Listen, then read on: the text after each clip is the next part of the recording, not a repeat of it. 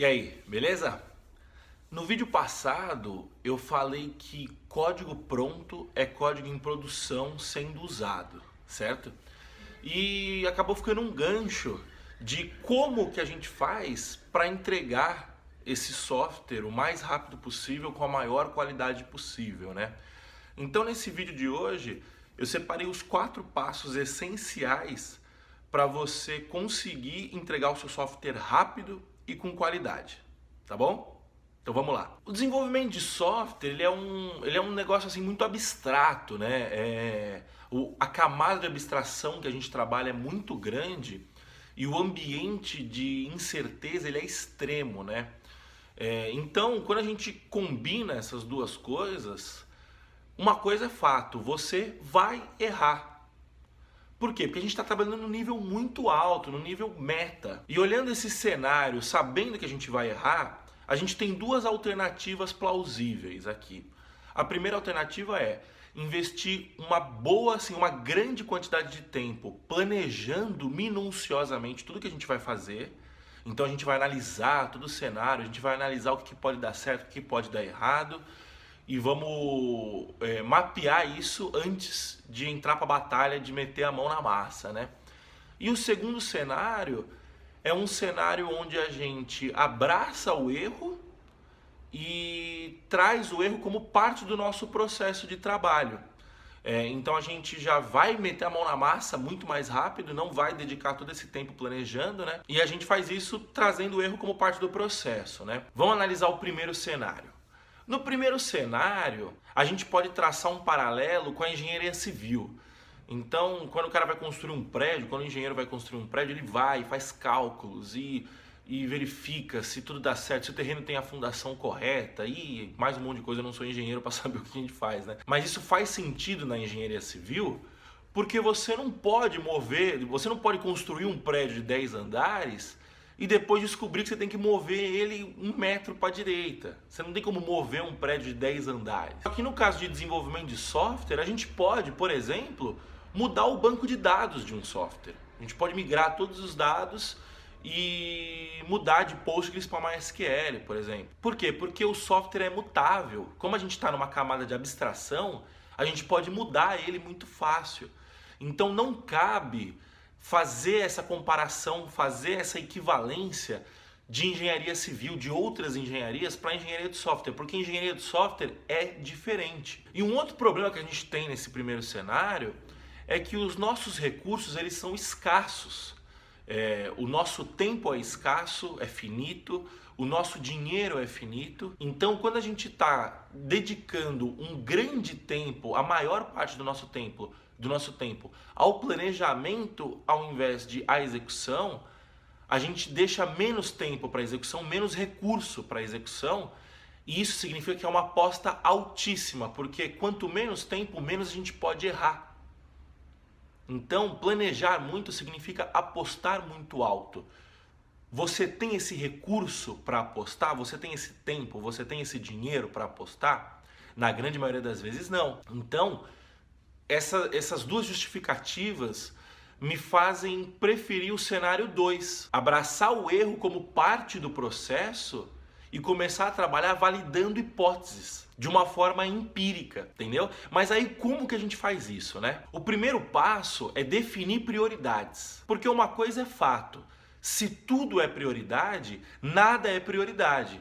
Então eu costumo brincar que para definir prioridade não tem jeito, você vai ter que fazer pequenas gambiarras. Então é a metodologia da gambiarra. Vou te explicar. Eu vou te dar um exemplo de um sistema de controle de estoque. Imagina que a gente tem um cliente que ele controla o estoque, sei lá, na mão, planilha de Excel, uma planilha de Excel. Né? Ele falou, não, eu preciso fazer um negócio de forma automática, tá tudo muito manual, eu perco dinheiro, eu perco item. Enfim, não tá dando certo, tá me tomando muito trabalho, muito tempo. Então a gente vai lá e fala, não, beleza, a gente vai fazer um sistema para você que o sistema vai calcular automaticamente, né? É só você alimentar o sistema com seus dados e o sistema calcula. Então, olhando para esse cenário, né, qual que é a prioridade do nosso cliente? É conseguir controlar o estoque dele. Então, o que a gente tem que... A gente tem que focar no módulo de controle de estoque, no modo que a gente insere que um item saiu, que um item entrou, que a gente fez uma compra, que um item se perdeu. É nesse módulo que a gente tem que focar. Então, beleza, a gente começa a desenvolver e a gente descobre que para a gente fazer o lançamento de um produto, o lançamento de uma quantidade de um produto, a gente descobre que a gente tem que ter o cadastro do produto antes, né? Então, beleza. Então agora vamos construir o módulo de cadastro de produto, certo? Errado. Não é para construir o módulo de cadastro de produto. Como que você vai fazer isso? Você vai simplesmente cadastrar o produto na mão. Você faz uma tabelinha lá com as informações que você precisa para esse módulo e cadastra o seu produto na mão. Por quê? Porque o nosso objetivo é gerar o valor o mais rápido possível. Vai lá, cadastra na mão no começo. Quando tiver um produto novo, fala para o cara mandar um e-mail para você e você cadastra. Ou cria um scriptzinho para importar a planilha do Excel dele. Mas o foco é em fazer o lançamento de entrada e saída. Entendeu? Lembra, o objetivo é ter o código mais rápido para o cliente testar e esse código gerar valor para o cliente o mais rápido possível. Tá? Então, beleza, o segundo passo é planeja apenas o próximo passo. Beleza, a gente está lá no nosso sistema de controle de estoque, aí a gente descobre que a gente precisa fazer a tabela de cadastro e a gente fala, puta, precisamos modelar essa tabela de cadastro, né? Ver exatamente como que vai fazer e tal. Então vamos fazer isso agora. Não vamos fazer isso agora. A gente vai se preocupar com essa modelagem quando a gente for construir o módulo de cadastro de produtos. Por quê? O nosso objetivo é entregar o software rápido e gerar valor para o cliente rápido. O cliente não está preocupado com a estrutura de dados da tabela de cadastro de produtos. O cliente está preocupado em otimizar o tempo dele, em não perder mais tempo fazendo o controle na mão. Então, quando a gente for fazer esse módulo, a gente pensa nessa estrutura de dados. Pode ser que dê um pouquinho mais de trabalho para frente, mas não tem problema. O seu objetivo não é otimizar o seu trabalho, o seu objetivo é otimizar o trabalho do seu cliente. E o terceiro passo é abrace o erro como parte do processo. Num ambiente de alta abstração e extrema incerteza, uma coisa é fato, você vai errar. Não tem o que fazer. Eu estava vendo uma entrevista outro dia do Amir Klink. O Amir Klink é um navegador que ele veio remando da África até o Brasil. E ele estava contando, né, que quando ele estava planejando isso, ele viu que o maior problema que ele poderia enfrentar é o barco dele virar. Então ele começou a quebrar a cabeça pensando como que eu faço para o meu barco não virar. E ele não encontrava uma solução, né?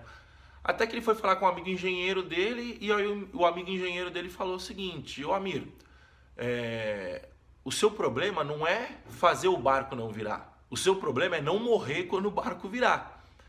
Então a gente tem que desenhar um barco que vire e você continue vivo depois que ele vire, que seja fácil desvirar. Você entendeu? Então ele tirou o foco da solução e pôs o foco no problema. Trazendo isso para o mundo do software, como que a gente faz para abraçar o problema? A gente cria testes automatizados. Então toda vez que você for desenvolver o seu código, você também vai desenvolver um teste para garantir que aquele código faz o que deveria ser feito. E aí, quando o seu software mudar, que vai ser toda hora, a partir do momento que você põe um código novo, o seu software está mudando, você vai rodar esse teste automatizado e o próprio teste, o próprio software, vai indicar para você que tem algum problema. Então, quando o nosso barco virar, a gente desvira ele antes do nosso cliente perceber. Entendeu? Então, quando o nosso código for entregue, ele vai ser entregue redondo, sem o problema, sem gerar mais um problema para o cliente. E o quarto e último item é entregue rápido o seu código novo. Quem trabalha com software sabe que fazer deployment de software é um problema, atualizar a produção sempre é um problema. Tem empresa que eu já trabalhei que os caras tinham uma política explícita de não fazer deployment em produção na sexta-feira. Por quê? Porque se fizesse na sexta, o cara sabia que ia virar o fim de semana trabalhando para corrigir a merda. Então, por que essas merdas acontecem, né? Basicamente por 3 motivos. Esse código novo não foi testado o suficiente, a pessoa que está fazendo o deployment não está seguindo o processo à risca, o processo não foi documentado direito, né? E o terceiro problema é que isso está sendo feito de forma manual. Então como que a gente resolve esses problemas? O primeiro problema a gente já resolveu no item anterior, que é teste automatizado. O segundo e o terceiro problema a gente resolve automatizando esse deployment. A gente tem um monte de ferramenta que já faz isso hoje em dia. Então qual que é o segredo aqui? A gente tem que documentar todos os passos que devem ser feitos na hora de atualizar o software. Então a gente tem que subir o software novo, tem que atualizar o repositório, tem que reiniciar o servidor, tem que rodar as atualizações de banco. Quando a gente fizer um commit para o nosso repositório, quando o código novo entrar no nosso repositório, automaticamente ele vai ser enviado para a produção e a produção vai ser atualizada. Por quê? Porque o nosso papel como desenvolvedor é resolver problema. E a gente não resolve problema atualizando o servidor, a gente resolve problema escrevendo código.